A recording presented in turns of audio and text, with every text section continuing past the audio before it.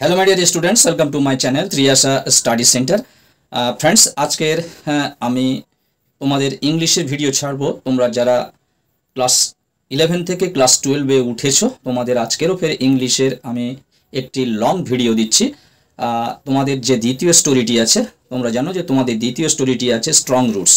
এই strong roots গল্প থেকে আমি কালকে 7টি না 8টি প্রশ্ন এমসিকিউ প্রশ্ন শর্টসে দিয়েছিলাম, কারণ তোমরা জানো যে শর্টসে বেশি প্রশ্ন দেওয়া যায় না। তাই আজকের আমি আরও কয়েকটি প্রশ্ন অ্যাড করে একটি লং ভিডিও করেছি। তোমরা অবশ্যই এই লং ভিডিওটি দেখো এবং এগুলোই কিন্তু তোমাদের ফাইনালের লাস্ট মিনিট সাজেশন হিসেবে আসবে। এর থেকে হয়তো কিছু কম আসবে লাস্ট মিনিট সাজেশন। এখন প্রথমের যে প্রশ্নগুলো আমি দিচ্ছি লাইন টু লাইন, অর্থাৎ কোনো প্রশ্ন ছাড়া যাচ্ছে না, প্রত্যেকটি প্রশ্ন আমি তোমাদেরকে দিয়ে দিচ্ছি। তারপরে আমি আর 1 মাসের মধ্যে তোমাদের লাস্ট মিনিট সাজেশনটা আমি প্রত্যেকটা সাবজেক্টের আমি নিয়ে আসবো। এসো তাহলে আমরা দেখে নিই যে আমাদের স্ট্রং রুটস যে গল্পটি আছে আমি তোমাদের বই থেকে একটু দেখিয়ে দিচ্ছি। এই যে গল্পটি দেখতে পাচ্ছ স্ট্রং রুটস, এটি তোমাদের দ্বিতীয় গল্প। তোমাদের প্রথম গল্পটি ছিল the night train at Diwali. এর থেকে আমি তোমাদের সমস্ত প্রশ্ন এমসিকিউ প্রশ্ন প্রায় দিয়ে দিয়েছি, তোমাদের 75% প্রশ্ন দিয়ে দিয়েছি। এইগুলো তোমরা আপাতত তৈরি করো। তারপরে যে ডিফারেন্ট টাইপ অফ কোশ্চেন্স যেগুলো আসবে, যেমন ম্যাচিং, শূন্যস্থান পূরণ, তারপরে আরও বিভিন্ন রকমের যে এমসিকিউ আছে সেগুলো আমি তোমাদের সামনে নিয়ে আসবো রিভিশনের সময়। এখন তোমরা মোটামুটি আইডিয়া করো। স্ট্রং রুটস গল্পটি আমি তোমাদের মনে হচ্ছে আগে একটি ভিডিওর মাধ্যমে তার সারমর্মটা বলে দিয়েছিলাম। এটি এপিজে আব্দুল কালামের অটোবায়োগ্রাফি, অর্থাৎ নিজের যে ছোটোবেলায় তার বাবা মায়ের কাছে কেমনভাবে থেকে মানুষ হয়েছে, কেমন জায়গা, কেমন ঘরবাড়ি এবং তার বাবার যে অ্যাপিয়ারেন্স, মায়ের অ্যাপিয়ারেন্স, এইগুলো সব কিছুই নিয়ে একটা সারাংশ মতো আমি তোমাদেরকে বলে দিয়েছিলাম। চলো আজকের আমরা দেখে নিই এর থেকে আরও বেশ কয়েকটি ইম্পর্টেন্ট এমসিকিউ। বন্ধুরা এখানে দেখতে পাচ্ছ এমসিকিউ 1 থেকে দেওয়া রয়েছে। এই 1 থেকে 7 পর্যন্ত যে এমসিকিউ কয়েকটি আমি তোমাদের গতকাল শর্টসে দিয়ে দিয়েছিলাম। এরপরে আমরা চলে যাব, তবু একবার করে আমি এমসিকিউগুলো পড়ে যাচ্ছি এবং তোমাদের ফটোকপি তো অবশ্যই দিয়ে দেবো। চলো আমরা ফোনের স্ক্রিনটা ঘুরিয়ে নিই। আগের যে 8টি প্রশ্ন আমি দিয়েছি সেই প্রশ্ন কটি একবার করে পড়ে নিই। আমি অপশন আর বলছি না, তাহলে ভিডিওটি অনেকটা লং হয়ে যাবে, কারণ অনেকগুলো প্রশ্ন আছে আজকের। প্রথম প্রশ্নটা তোমাদের ছিল the full name of APJ Abdul Kalam. APJ Abdul কালামের পুরো নাম কি ছিল? আবুল পাখির জৈনুল লাবদিন আব্দুল কালাম। আবুল পাখির Jainu, JAINU LABD Labdin LABDEEN, Jainul Abdin Abdul Kalam. Strong roots is a or an autobiography, essay, biography or story. তাহলে স্ট্রং রুটস হল একটি autobiography. APJ Abdul Kalam was born into a middle class, lower class, upper middle class. তাহলে এপিজে আব্দুল কালাম জন্মেছিলেন মিডিল ক্লাস পরিবারে, অর্থাৎ মধ্যবিত্ত পরিবারে। APJ Abdul Kalam was born in a Telugu family, Bengali family, Tamil family, Oriya family. Answer হবে তামিল ফ্যামিলি। তারপরে দেখো APJ Abdul Kalam was born, এখানে ওয়াসবর্নটা দুবার হয়ে গেছে, যাই was born in the island town of Goa, Sri Lanka, Rajasthan, Rameswaram. তাহলে অ্যান্সার হবে রামেশ্বরম। তারপরে দেখো 6 দাগের প্রশ্ন, the name of the mother of APJ Abdul Kalam is, অ্যান্সারটা হবে আশিয়াম্মা।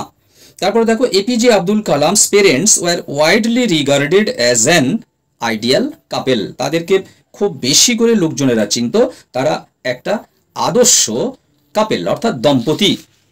নেক্সট পেজে যে কয়েকটি প্রশ্ন আছে সেই প্রশ্নটি আমি তোমাদের একটু শেয়ার করে নিই। তোমরা দেখতে পাচ্ছ প্রশ্নগুলি 8 থেকে শুরু। এই 8 থেকে প্রশ্নগুলি শুরু হয়েছে, জাস্ট আমি অ্যান্সারটা দিয়ে রেখেছি, কোনো অপশান কিন্তু এখানে আমি লিখিনি। তোমরা এখান থেকে স্ক্রিনশট নিয়ে নিও এবং আমি একটা করে প্রশ্ন আমি বলে যাব। তোমাদের এই ভিডিওটা দেখিয়ে আমি আবার আমার দিকে ফিরে আসব। বন্ধুরা তোমরা যারা চ্যানেলটি সাবস্ক্রাইব করোনি অবশ্যই তোমরা চ্যানেলটি সাবস্ক্রাইব করে নাও, বন্ধুদেরকে লিঙ্ক বেশি বেশি করে শেয়ার করো, কারণ প্রশ্ন দেওয়া শুরু হয়ে গেছে। 1 মাসের মধ্যে প্রায় সমস্ত সাবজেক্টের অনেকটা আমরা এগিয়ে ফেলবো। তোমরা অবশ্যই চ্যানেলটি সাবস্ক্রাইব করে নাও, কারণ খুব কম সময়ের মধ্যে তোমাদের পরীক্ষা হবে, বেশি কিন্তু দেরি নেই। চলো ফিরে যাই। উত্তরগুলো দেখে নিলে এবারে দেখো আমি পড়িয়ে দিচ্ছি। Abdul Kalam was born in the year 1931। তাহলে আব্দুল কালাম 1931 সালে জন্মগ্রহণ করেন।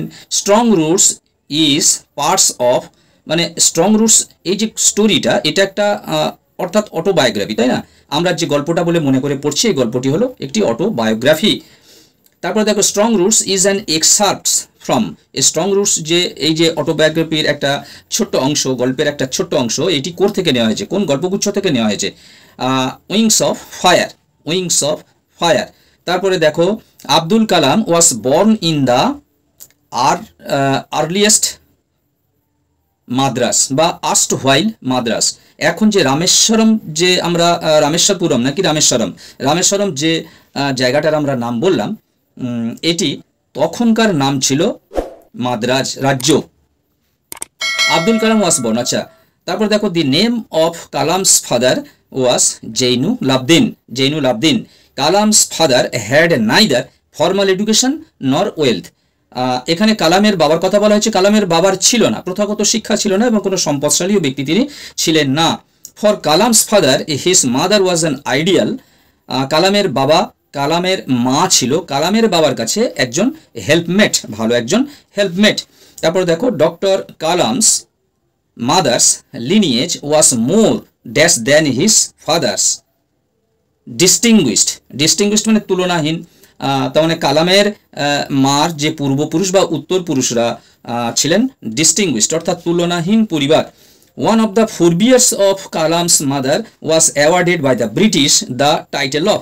বলতে চাইছে কালামের মায়ের যে পূর্বপুরুষরা তারা ব্রিটিশদের কাছ থেকে একটা উপাধি পেয়েছিল।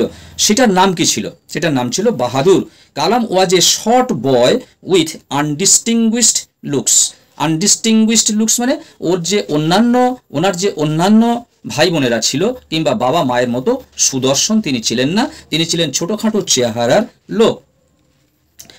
সেই জন্য বলেছে এখানে undistinguished looks. Abdul Kalam's ancestral house was built in. কালামের যে পূর্বপুরুষদের নির্মিত যে ঘরটি বা ঘরবাড়ি সেটা কোন শতাব্দীতে গড়ে উঠেছিল? 19th সেঞ্চুরি, 19 শতকে। কালামস হাউস ওয়াজে, কালামের ঘরটি ছিল ফেয়ারলি লার্জ পাক্কা হাউস। ফেয়ারলি মানে পরিষ্কার পরিচ্ছন্ন বা পরিষ্কার বলতে পারো, লার্জ বড়সড় পাকা ঘর। Kalam's house was made of, কালামদের যে ঘরটা ছিল এটা তৈরি হয়েছিল, কি দিয়ে তৈরি হয়েছিল না? Limestone and bricks, limestone and bricks, ইট এবং চুনসুরকি এবং ইট দিয়ে। Kalam's father lived on the dash street, mosque street.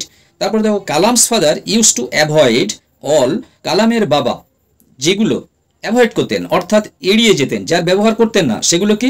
ইনএসেনশিয়াল comforts and লাক্সারিস, অপ্রয়োজনীয় কমফোর্টস মানে আরামপ্রদ জিনিস এবং বিলাস দ্রব্য জিনিস, এইগুলো তিনি এড়িয়ে যেতেন।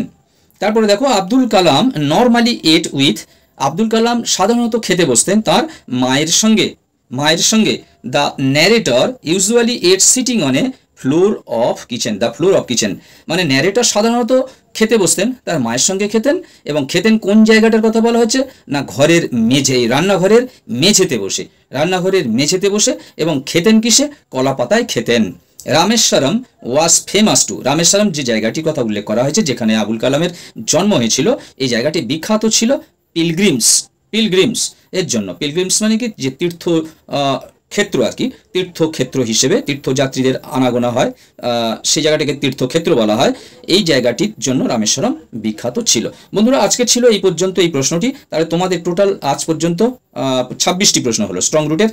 গতকাল তোমাদের শর্টসে দিয়েছিলাম 7টি এবং আজকের বাকিটা মিলে হয়ে গেল 26টি প্রশ্ন, এবং আর একটি ভিডিও দিলে তোমাদের এমসিকিউ প্রায় শেষ হয়ে যাবে স্ট্রং রুট থেকে। তারপরে আমি তোমাদের একটি কবিতা, যেটি প্রথম কবিতা, সেই কবিতা থেকে আমি তোমাদের প্রশ্ন দেব, কিংবা হিস্ট্রির প্রথম চ্যাপ্টার থেকে আমি তোমাদের তার সিলেবাস এবং নাম্বার ডিস্ট্রিবিউশন এবং বেশ কয়েকটি প্রশ্ন আমি তোমাদের দিয়ে দেবো। সময় বেশি নেই, তোমরা যারা ভিডিওটি তোমাদের কাছে যাচ্ছে সাবস্ক্রাইব করা নেই, অবশ্যই তোমরা সাবস্ক্রাইব করে নাও এবং বন্ধুদেরকে লিঙ্ক বেশি বেশি করে শেয়ার করো। আজকের মতো ভিডিওটি এখানেই রাখলাম। তোমরা সবাই ভালো থাকবে, সুস্থ থাকবে, তোমাদের জন্য রইল শুভকামনা। All the best.